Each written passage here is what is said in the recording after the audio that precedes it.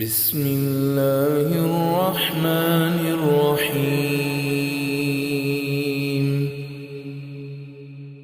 لم يكن الذين كفروا من أهل الكتاب والمشركين منفكين حتى تأتيهم البينة. رسول من الله يتلو صحفا مطهرة فيها كتب قيمة وما تفرق الذين أوتوا الكتاب إلا من بعد ما جاءتهم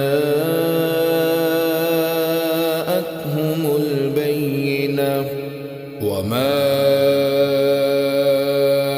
أمروا إلا ليعبدوا الله مخلصين له الدين حنفاء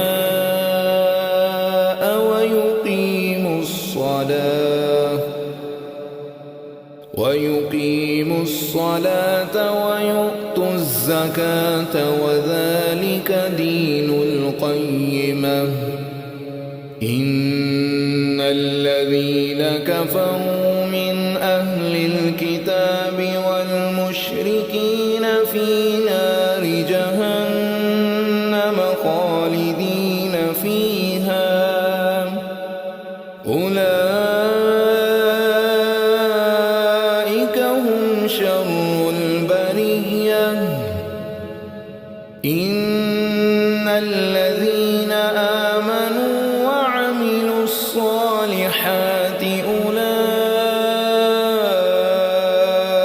هم خير البرية.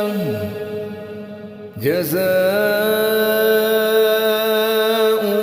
عند ربهم جنات عدن تجري من تحتها الأنهار خالدين فيها أبدا. رضي الله عنهم ورضوا عنه ذلك لمن خشي ربه.